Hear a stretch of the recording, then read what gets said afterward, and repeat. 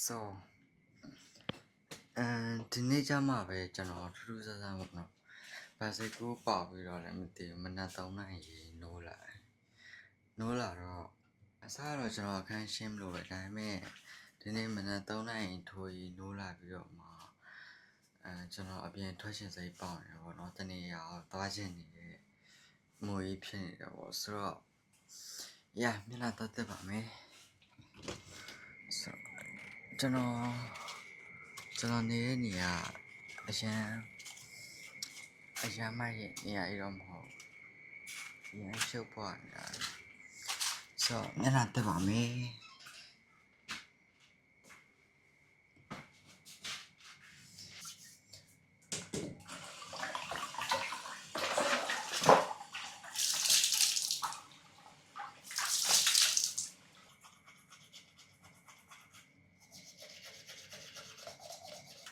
ကျွန်တော်ဘာလို့လေ့ချီလဲဆိုတော့ okay တရှူလေ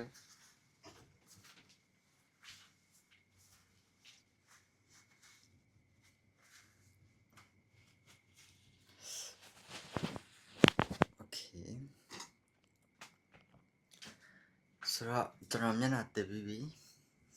ရေကတော့ပြန်လာမှာပဲချိုးတော့မှာပေါ့နော်ဘာလို့လဲဆိုတော့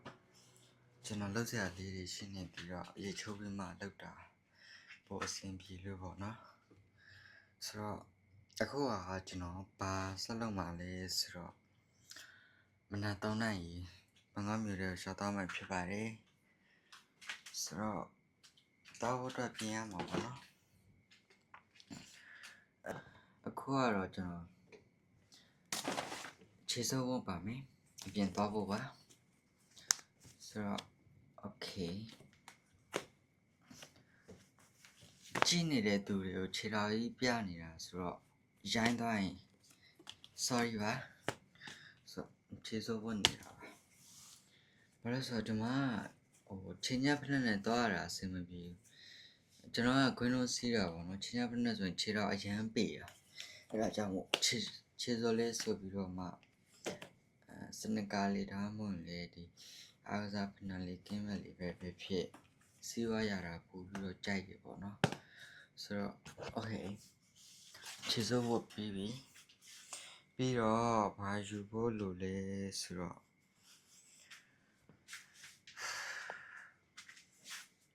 လမ်းမှာရဲတဲ့စစ်ခိုင်တော့အနည်းဆုံးတော့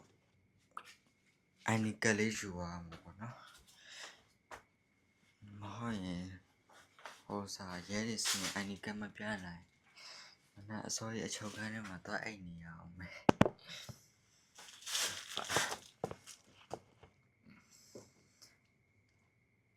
တကယ်ကတော့ဒီလိုရိုက်ဖို့အစီအစဉ်မရှိပါဘူးကျွန်တော်ကဒီတွေ့တာပေါ့နော် Facebook ပို့ရင်နဲ့နိုးလာတော့ Facebook လေးနည်းနည်းပို့ရင်နဲ့ဒီအလက်ဆန်ဒရိုဆိုတဲ့အကိုလေးကိုတွေ့တော့သူ့လိုမျိုးရိုက်ရှင်သွားတယ်ပြီးတော့ကျွန်တော်ရဲ့ပထမဆုံးဗီဒီယိုလေးဖြစ်တယ်ပေါ့နော်ဆိုတော့အဲ့နဲ့ကျွန်တော်သူ့လိုမျိုးရိုက်မှာပေါ့နော်ကျွန်တော်ကတော့သူ့လိုမျိုးတခြားနိုင်ငံတွေတော့သွားလို့မရပါဘူးသွားခြင်းတော့မှသွားလို့မရတဲ့အခြေအနေကိုကျွန်တော်ကြောက်နေတာပေါ့နော်အဲ့ဒါကြောင့်မို့ဒီမှာပဲရှင်းတဲ့နေရာလေးပဲရှောက်သွားမှာဖြစ်ပါတယ်အခုကျွန်တော်အပြင်စာပြီးတော့ထွက်ပါတော့မယ်အပြင်စာပြီးတော့ထွက်တာနဲ့အရင်ဆုံးဝယုံတော်တွေငပြောတော်တွေဖျက်ရအောင်မယ်နည်းနည်းပါ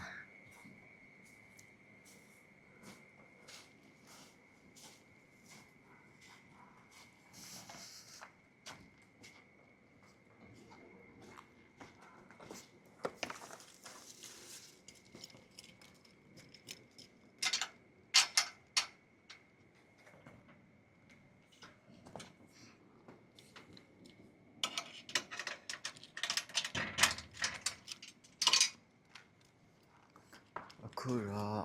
ကျွန်တော်အပြင်ရောက်ပါပြီပြင်မှာစာသွားတော့မှာနော်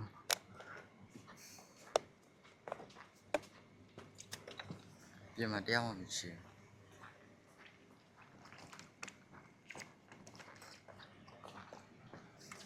အခုမှနိုးတာဘိုက်စာနေတာ7-Eleven သွားမလို့ပဲ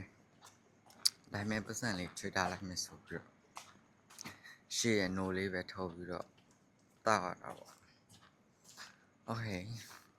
ဆိုတော့အခုဘယ်သွားဖို့စီစဉ်ထားလဲဆိုတော့ကျွန်တော်လမ်းမကြီးကိုထွက်ပါမယ် highway လမ်းပေါ့နော်ဆိုတော့ကျွန်တော်နေရာနဲ့ကတော့နည်းနည်းတော့ရှောက်ပါတယ် highway လမ်းကိုရောက်ပါကျွန်တော်ရဲ့ channel ကိုပထမဆုံး video အဖြစ်နဲ့ပေါ့နော်ဒီ video နဲ့ပဲစလိုက်ပါတယ်ပေါ့ကျွန်တော်ရဲ့ professional လောက်တော့ရှိရပါတော့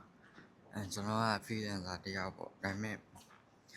အဲ့ဒါကို sharing မလုပ်ပေးချင်တာရေလုံးနေတဲ့သူတွေလည်းအများကြီးရှိတယ်ရှိတော့လောက်ကိုလည်း feel မလာဘူးဗျာအဲ့အကြောင်းမလုပ်တာပေါ့နော်နောက်ပိုင်းလုံနေလောက်လာမှာပေါ့အခုလောဆယ်တော့လုံနေတဲ့သူတွေလည်းများတယ်ပေါ့မလို့ထင်လို့ပေါ့နော်ရှားရတာနဲ့အများကြီးပဲဆိုတော့လေ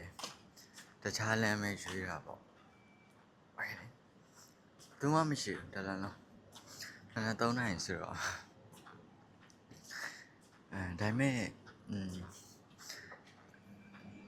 ညဘက်အလုပ်လုပ်နေသူတွေ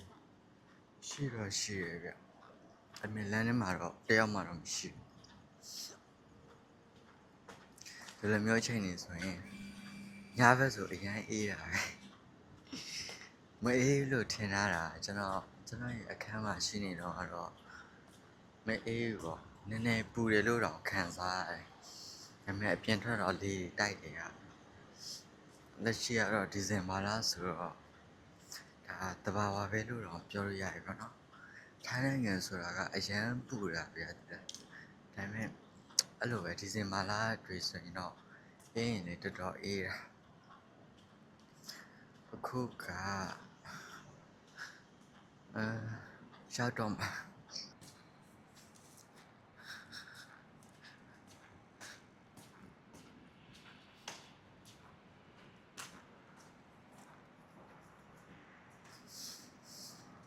အခုကျွန်တော်လမ်းကြားထဲကိုစာပြီးတော့ဝင်ပါပြီ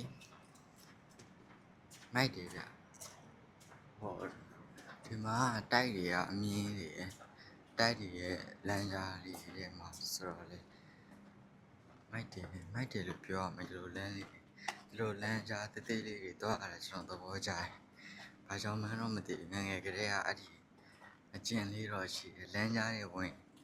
အဲ့လိုကြားတွေဝင်ရတာလူအုပ်ကြားတွေအဲ့လိုတိုးဝင်ရတာကြိုက်တယ်ပေါ့နော်အကြောင်းပြချက်တော့မရှိပါဘူးဒီလိုပါဒါကဘန်ကောက်ကတာမန်ရက်ကွက်လေးဒီကလမ်းကြားလေးလို့ပြောအောင်ပါပဲ so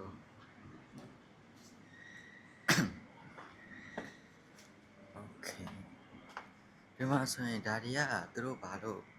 ခြေရတာလဲတော့မသိဘူးထိုင်းရိုးပြဝတ်စုံတွေပေါ့နော်မင်းသမီးဟိုကားချေတဲ့တွေလိုမျိုးกว่าတလားโอเคလမ်းကြားကနည်းနည်းတော့ထွက်ရတယ်ဗျ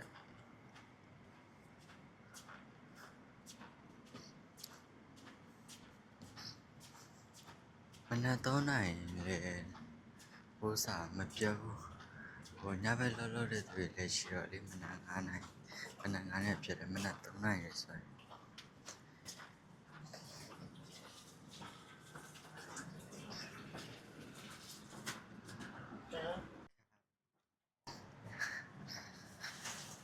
ဟိုတယောက်ရေလောင်းနေတာဒီတိုင်းလေး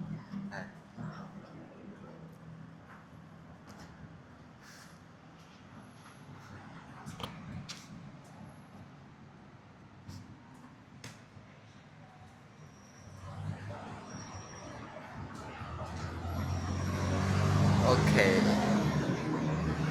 ကျွန်တော်လမ်းမကိုစာပြီးတော့ရောက်ပါပြီ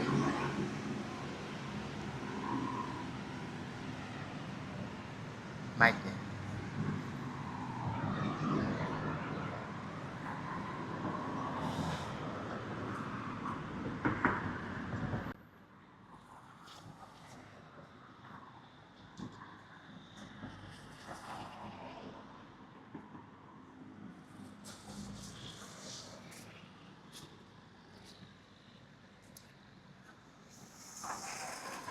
နေ့အစောကြီးထားပြီးတော့အဲ့လိုမျိုးရှောက်သွားရတာမိုက်တယ်ဘာလို့လဲဆိုတော့လူလဲနည်းနည်းရှင်းတယ်လမ်းမှာအဲ့ဒါကြောင့်မို့အဲ့လို recording တွေလောက်ရတာအရင်အခက်ခဲမဖြစ်ဘူးပေါ့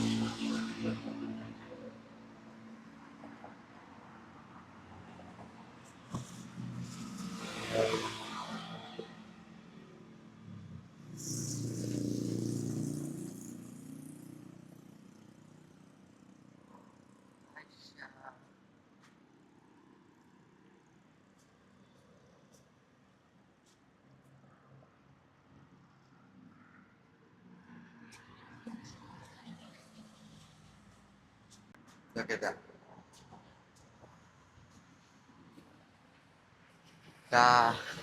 ထိုင်းနိုင်ငံရဲ့ဘတ်စကားဂိတ်ဖြစ်ပါတယ်မိုက်တယ်ကွာ CCTV လည်းရှိရယ် Wi-Fi တွေရောအားပါသွင်းလို့ရတယ်ချာဂျန်ပေါက်ပါတယ်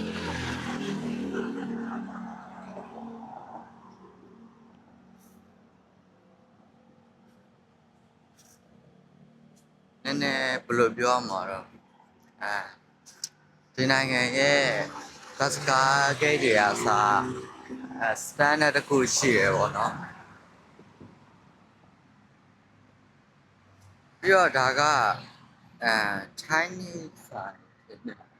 ဘာလားကလလာစားတော့ဆိုင်လားတစ်ခုခုပဲအရန်လာတာညလို့ဆိုတရားတော့သွားကြည့်ရအောင်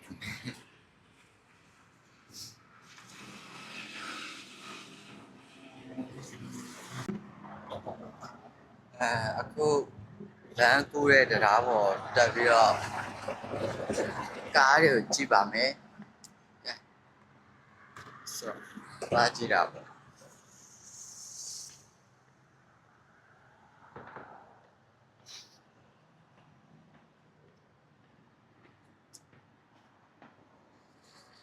စီးတယ်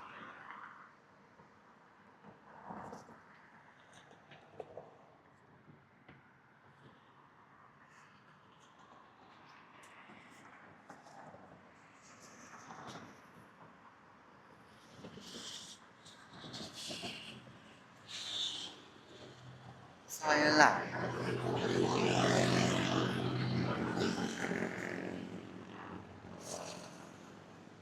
လမ်းကူးတဲ့တရားပေါ်မှာဆိုင်ရမိုက်ခင်ဗျားတို့လေအခုကြည့်နေတဲ့တွေ့ထဲမှာအဲ့လိုမျိုးဟိုညနေတဲ့အချိန်ဒါမှမဟုတ်ရင်မနက်အစောကြီးထားပြီးတော့လေအဲ့လိုမျိုးတရားထဲလျှောက်သွားကြည့်လိုက်ရမ်းမိုက်တယ်လို့ခံစားရတယ်ကျွန်တော်လည်းအရင်တော့ခဏအဲ့လိုသွားတယ်ဒါပေမဲ့အခုမှ recording စပြီးတော့ရှူရတာပေါ့နော်မိုက်တယ်ဗျတော့ဆိုလဲကြည့်လိုက်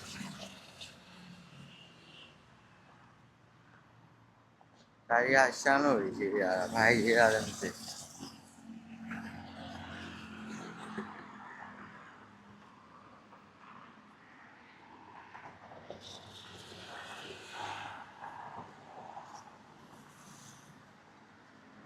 ဒါ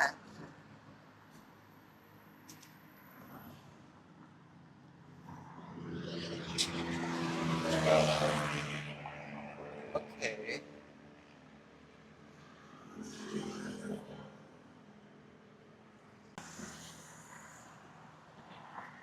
ဘာလို့နဲ့အခုကျွန်တော်မနက်အစောကြီးထားလာပြီးတော့ရှောက်သွားနေတာ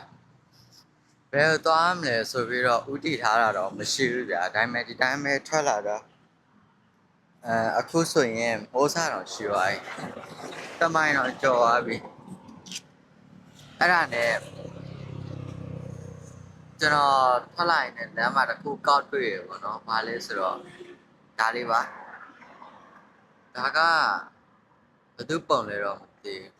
PDF လားဒါ K-pop မင်းကလေး fan ရဲ့ချိန်ထားတဲ့ကတ်လေးကြာသွားတယ်လို့ပဲကျွန်တော်ထင်ပါတယ်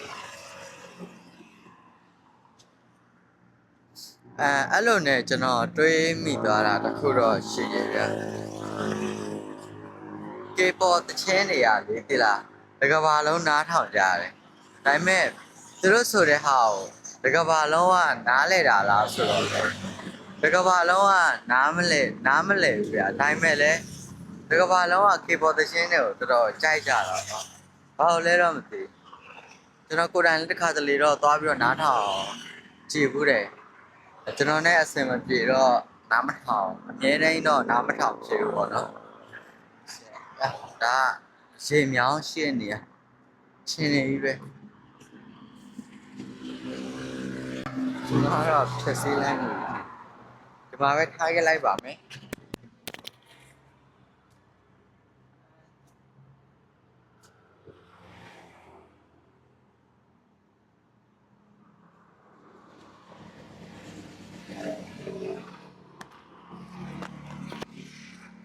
What the ကျွန်တော်ကတော့တထားတဲ့ microphone ပြုတ်ကျသွားတာ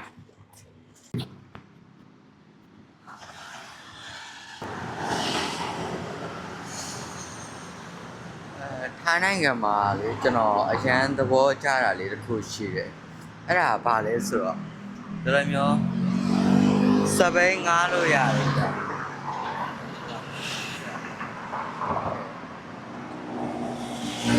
ဒီမှာဝေချေပြီးတာနဲ့စပယ်ကိုစီးသွားလို့ရတယ်ပေါ့နော်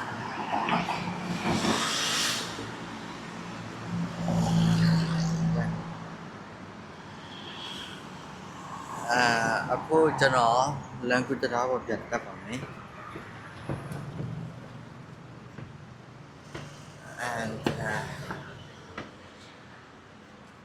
နည်းနည်းတော့မောတာပေါ့လမ်းလျှောက်တယ်ဆိုပေမဲ့လည်းအခုမိနစ်လေဘယ်လောက်မှမရှိသေးဘူးလို့ပြောရမယ်ဆိုပေမဲ့2မိုင်ကျော်လာပါပြီအဲ့ဒါဆိုတော့ကျွန်တော်အနောက်ကိုပြန်သွားပါမယ်